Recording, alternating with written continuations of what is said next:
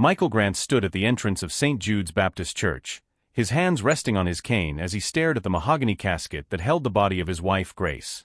The soft hum of the organ drifted through the sanctuary, wrapping around him like a cold blanket. He whispered her name under his breath, trying to steady the heaviness in his chest. 47 years of marriage ended in a single whisper of grief. People filled the pews, neighbors, choir members, and even staff from the wealthy estate where Grace worked. Everyone spoke in quiet tones, but 2 seats next to Michael remained empty. His son Calvin, and Calvin's wife Brooke, were nowhere to be found.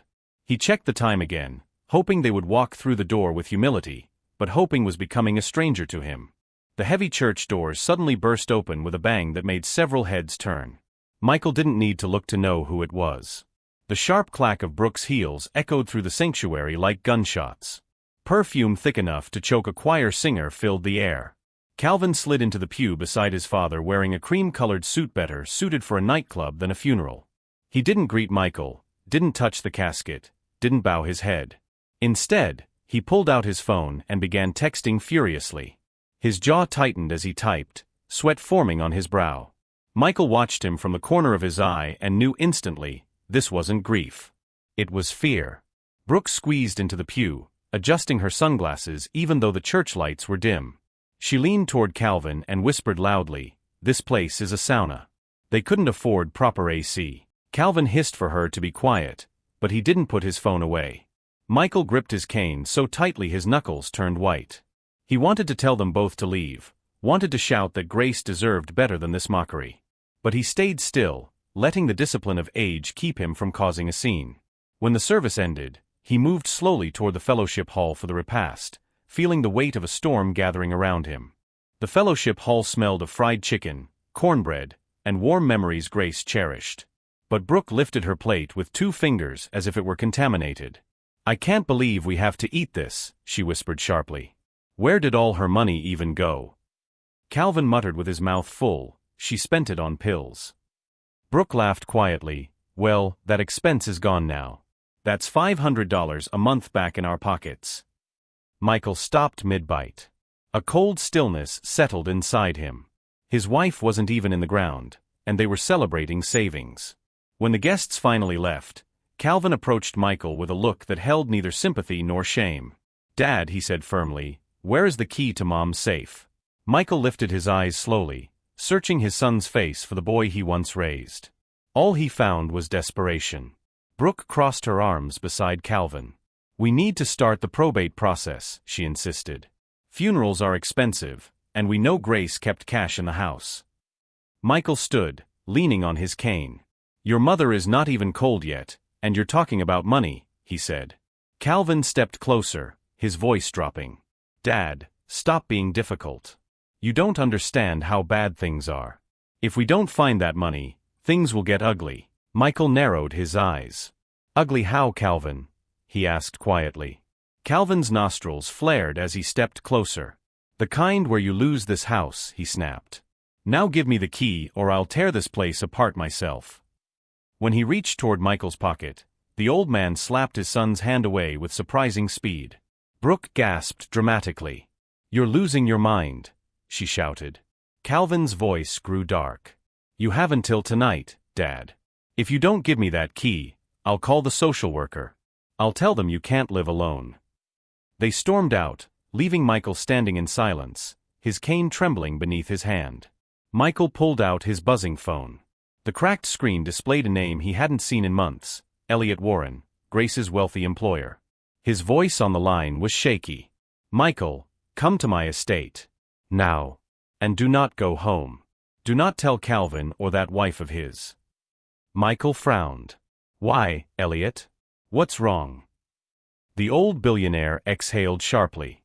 "Your wife didn't just die, Michael, she was helped along." Michael's breath caught. The grief that weighed him down vanished, replaced by something sharp and cold. "Come to the service entrance," Elliot said. "I have someone here you need to see." Michael hung up, steadying himself on his cane as a storm gathered inside him. He walked out of the church and climbed into his rusted Ford pickup, the one Grace teased him about but secretly loved. He started the engine, listening to its familiar groan. In the glove box lay his old service pistol wrapped in an oily rag. He checked the chamber, loaded. As he drove toward the estate, memories of Grace filled his mind. 30 years she worked for Elliot, loyal and hardworking. She saw things no one else saw. She kept secrets to protect others. But lately, she had grown quieter, flinching every time the phone rang. Michael gripped the steering wheel. "What did you know, Grace?" he whispered. The Warren estate rose like a palace behind iron gates. Security cameras followed Michael's truck as he rolled to a stop. "Michael Grant," he said into the speaker. The gate opened silently. He parked beside a gleaming Rolls-Royce, feeling no shame for his old truck's rust. The front door opened before he could knock. Elliot Warren sat in a wheelchair, frail but sharp-eyed. He extended his hand, gripping Michael's firmly. "I'm sorry about Grace," he said. "She was the finest person I ever knew." Michael swallowed hard. "What did you find, Elliot?" he asked. Elliot led him into a dim study filled with cedar and old books. A tall man in a trench coat stood by the fireplace. His scar and tired eyes told stories of their own. "Michael, this is Adam Hayes," Elliot said. "A private investigator Grace hired 2 months ago." Michael's breath hitched. "Grace hired a PI." Adam nodded. "She feared something. And she was right." Elliot slid a black journal across the desk. "Read the last entry, Michael." His hands shook as he opened it. Grace's handwriting trembled on the page. "I found pills in Calvin's jacket. They look like my medication, but they're not. I'm scared. I'm scared of my own son." Michael stared at the journal, his heart thudding painfully. "You're telling me my son was switching her medication," he whispered. Adam stepped forward. "Not just switching it, overdosing it. We found traces of double-dose diuretics in her bloodstream. Enough to weaken her heart over time." Michael felt dizzy, gripping the edge of the desk. Why would Calvin do that? Elliot's face hardened. Because Grace found out something about him. Something he needed to silence. Michael shook his head slowly. "Grace loved that boy." Adam replied quietly, "Sometimes love makes you blind, until it kills you." Michael closed the journal and looked at the two men. What exactly did Grace uncover? Adam exchanged a glance with Elliot. "Calvin has been stealing from the Warren Foundation for months. 6 figures. Grace discovered the money trail." Elliot added, "She confronted him privately. She begged him to turn himself in." Michael felt a cold wave wash over him. "And he killed her to keep the secret?" Adam shook his head. "No, that's the worst part. He didn't intend to kill her that night. He just wanted her too weak to talk." Michael sank into the leather chair, his fists trembling with rage. Adam placed a small flash drive on the desk. Grace recorded everything, her fears, her suspicions, even a conversation with Calvin where he admitted switching her pills. Michael stared at it like it was a bomb. Why didn't she go to the police? Adam sighed. She couldn't bring herself to destroy her only child. Elliot nodded sadly. She hoped he would come to his senses. Michael ran his hand over his face. But instead he let her collapse on the kitchen floor and didn't call 911. The room fell silent. Michael whispered, "How do I live knowing my own son killed the kindest woman I ever knew?" Elliot leaned forward. "Michael, you don't have to handle this alone. Grace trusted us to finish what she started." Michael slowly stood, gripping his cane. "What do you expect me to do?" Adam stepped closer. "We're not asking you to fight Calvin. We're asking you to stay alive long enough for justice to catch him." Michael gave a bitter laugh. "Calvin already threatened to put me in a nursing home today." Elliot's eyes darkened. "Then we move first." Adam added, "We need to retrieve the rest of Grace's evidence from your house. Calvin must not get to it before we do." Michael felt a renewed sense of purpose settle in his bones. "Grace kept a second notebook," he said quietly. "She hid it in a place only she and I knew." Adam nodded. "Then we need to go now." Michael hesitated. "Calvin and Brooke, they might already be there." Elliot's voice sharpened. "Then Adam goes with you. You're not stepping into that house alone." Adam grabbed his coat. "Let's move. If they find Grace's notebook first, everything she died for disappears." Michael nodded slowly, the fire inside him growing steady and dangerous. The drive back to Michael's house felt heavier than the earlier trip. Adam followed behind in his own car, watching every turn. Michael parked down the street, noticing something wrong. The front curtains were moving. Someone was inside. Adam approached quietly. "Your son's car isn't here. But someone's in the house." Michael clenched his jaw. "Brooke," he whispered. "She's the impulsive one." Adam motioned for him to stay behind. "I'll check first. Stay out of sight." Michael nodded, though every part of him wanted to rush in. Adam slipped through the back door like a shadow. Inside, Brooke was tearing through drawers, knocking over picture frames, and cursing loudly. "Where did that old man hide it?" she snapped, kicking a box. Adam stepped behind her silently. "Looking for something?" Brooke screamed and spun around. "Who are you?" she demanded. Adam flashed his badge. "Private investigator. Step away from that drawer." Brooke froze, her eyes wide with fear. "Calvin said," she started, but Adam cut her off. "I know exactly what Calvin said. And what he did." Michael stepped into the doorway, unable to hold back any longer. Brooke's face twisted with annoyance. "Oh great. You brought backup," she snapped. Michael's voice was calm but icy. "You broke into my house." Brooke folded her arms. "We have the right. We're family." Michael shook his head slowly. "You are my son's wife. You are not Grace's family, and you will never be mine." Brooke scoffed. "Whatever. Just tell us where the money is." Adam stepped forward. "This isn't about money. It's about Grace's death." Brooke's bravado cracked. "We didn't kill her," she whispered. Adam narrowed his eyes. "No. Calvin did enough damage alone. But you covered for him." Brooke looked down, wringing her fingers. "He said she fell on her own. I didn't know about the pills at first." Michael stepped closer. "And when you did know?" Brooke swallowed hard. "We were drowning in debt. He said her insurance would help us breathe." Michael stared at her with disbelief. "You let my wife die so you could breathe?" Brooke turned away, tears forming. Adam said quietly, "Where is Calvin now?" Brooke wiped her face. "He went to Elliot's estate. He said he needed to handle some things." Adam and Michael exchanged a sharp look. Elliot was alone, vulnerable. And Calvin, backed into a corner, was unpredictable. Adam grabbed his coat. "We need to get back there now." Michael nodded, but his voice dropped to a dark whisper. "This ends tonight." Brooke reached out. "Wait, please don't let him get hurt." Michael looked at her with cold eyes. "You should have thought of that before you helped him kill Grace." Adam and Michael sped through the night, their headlights cutting through the quiet streets. The Warren estate came into view, but something felt wrong. The front gate stood open, swinging slightly in the wind.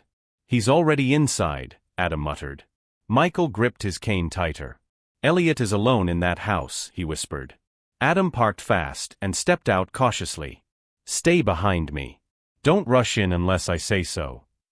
Michael nodded, but his heart pounded like a war drum. They entered through the side door Elliot always left unlocked. The hallway lights flickered softly, casting shadows that felt alive. A loud crash echoed from upstairs, followed by a familiar voice shouting, "You ruined my life." Michael's blood ran cold. It was Calvin. He tried to push past Adam, but Adam held him back. "You can't go in blind," he warned. Another crash shook the ceiling. "Elliot!" Michael shouted. Adam whispered sharply, "Quiet. If Calvin feels cornered, he'll do something stupid." They crept up the stairs. Near the study door, they found a vase shattered across the floor, water and flowers scattered like bloodstains. Inside the room, Calvin circled Elliot, who sat trapped in his wheelchair. Calvin's face was twisted with panic, sweat dripping down his temples. "You think you can expose me?" he shouted. Elliot's voice was tired but fearless. Grace wanted the truth to come out. Calvin slammed his fist into a bookshelf. "Grace is gone because she couldn't mind her business." Michael stepped into the doorway before Adam could stop him. "She's gone because of you, Calvin," he said, his voice steady. Calvin froze, turning slowly. Dad. His eyes darted between Michael and Adam. You shouldn't be here. Michael looked straight into the son he once carried on his shoulders. You killed your mother. Calvin shook his head violently. No. I didn't mean to. Michael's jaw tightened. Intent doesn't bring her back. Calvin picked up a glass paperweight with trembling hands. Don't come closer, he warned. Adam raised his hands calmly. Calvin, listen to me. You're scared. You're cornered. But you still have a choice. Put it down. Calvin's breathing became erratic, almost wild. They're all going to blame me, he cried. Michael took a step forward. You're blaming the world for a crime you committed. Calvin's eyes burned with anger. She said she'd turn me in. She said I was destroying myself. Michael whispered, and she was right. Calvin's hand shook as he lifted the paperweight slightly higher, pointing it at Elliot's head. Michael stepped between them without hesitation. If you want to hurt someone to silence the truth, he said quietly, you'll have to go through me. Calvin froze, horrified. Dad, don't make me, Michael cut him off sharply. I already lost your mother. I will not lose myself. For a moment, the room was silent, the only sound being Calvin's ragged breathing. Adam edged closer, ready to disarm him. Calvin looked down at the paperweight, his hand trembling harder. Tears streamed down his face. I just panicked, he whispered. Adam moved in with a swift, controlled motion and grabbed Calvin's wrist. The paperweight fell to the floor with a loud thud. Calvin collapsed onto his knees, sobbing like a child. I didn't want her to die, he cried. Michael looked away, tears gathering in his own eyes. Elliot exhaled slowly, relieved. Calvin, Adam said, cuffing him gently, we'll let the law decide your intent. Calvin didn't resist. He just rocked back and forth, whispering, Mom, Mom, Mom, as if calling her back. As Adam led Calvin down the stairs, Michael followed slowly, leaning heavily on his cane. You raised a good man once, Elliot said quietly from behind. Michael shook his head. No. I raised a broken boy and never noticed. Elliot wheeled closer. Grace noticed. That's why she documented everything. She wanted the truth to protect you. Michael exhaled deeply. She protected everyone but herself. Elliot rested a hand on his arm. She trusted you to finish it.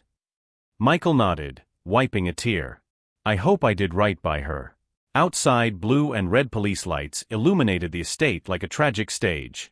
Officers took Calvin from Adam's custody and guided him toward the patrol car. Brooke arrived moments later in an Uber, mascara running down her cheeks. Calvin, she screamed, trying to push past the officers. Calvin looked at her, defeated. I'm sorry, he whispered. Brooke sobbed violently. We didn't mean for any of this. An officer stopped her. Ma'am, please step back. Michael stood a few feet away, feeling the world fall quiet around him. Calvin looked toward his father one last time. Dad, will you come see me? He asked weakly. Michael stood still, his face unreadable. I'll think about it, he said softly. Calvin lowered his head as the officers helped him into the car. Brooke fell to her knees, screaming his name as the patrol car pulled away. Adam placed a hand on Michael's shoulder. This was the only ending that could bring justice. Michael closed his eyes. Justice isn't victory, he whispered. It's just the truth finally standing naked in the light. The police lights faded as the cars disappeared down the long driveway. Michael stood in the quiet night, listening to the wind rustle the estate's garden. Brooke sat on the grass, hugging herself, unable to stop crying.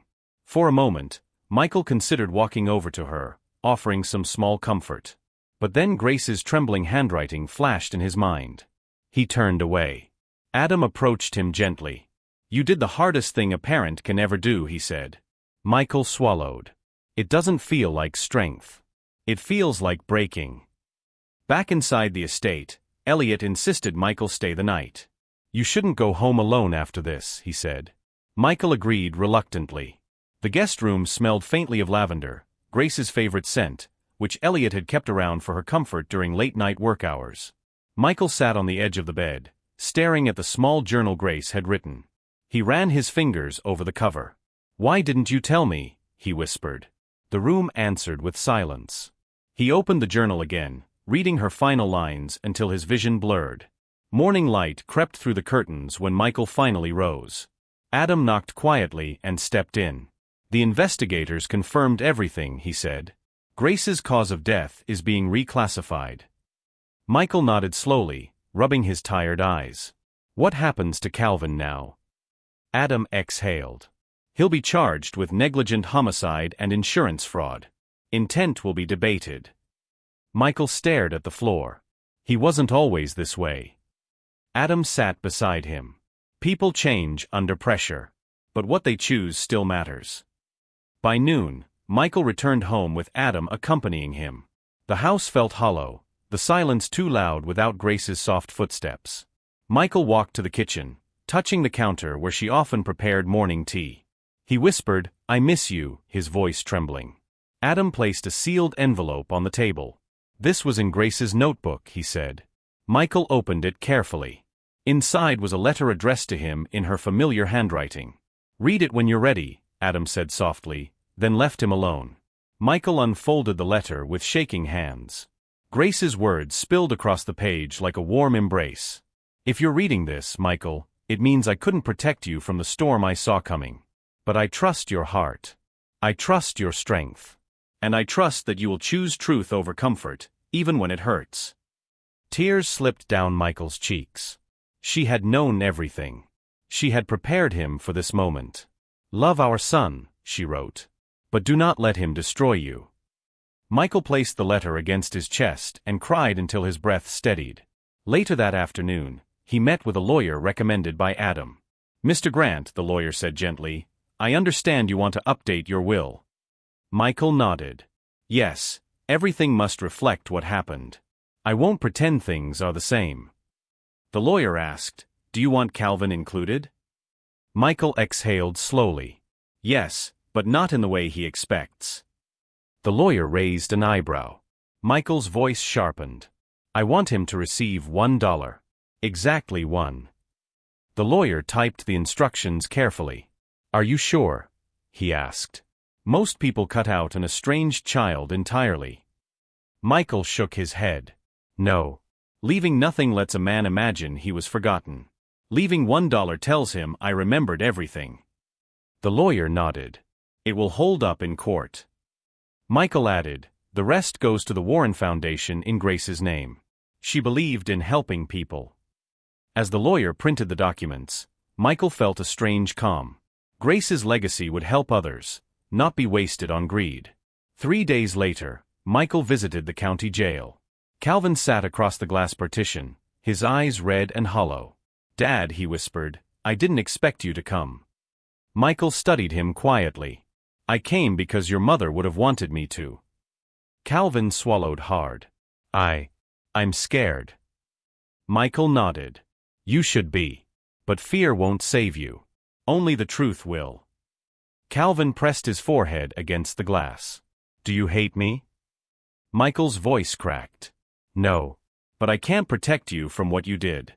Calvin wiped his nose with trembling hands. "Will you visit me again?" he asked softly. Michael hesitated, then nodded once. "If you're honest with the court, I will." Calvin bit his lip, tears spilling. "I never wanted her to die." Michael closed his eyes. Intent doesn't erase consequences. For the first time since Grace's death, Calvin broke completely, sobbing into his hands. Michael stood. "Your mother loved you, even at the end. Honor her by telling the truth." Calvin nodded weakly as the guard led him away. Weeks later, Michael stood at Grace's graveside beneath a soft morning sun. Fresh flowers covered the ground, white lilies, her favorite. He placed her journal gently beside the headstone, whispering, "I kept my promise." A breeze brushed his cheek like a tender touch. Adam and Elliot stood a few steps behind, giving him space. Michael looked toward the sky. "Grace," he murmured, "your truth set us free." He closed his eyes, letting the wind carry his final words to her. "Rest now. I will carry the light from here."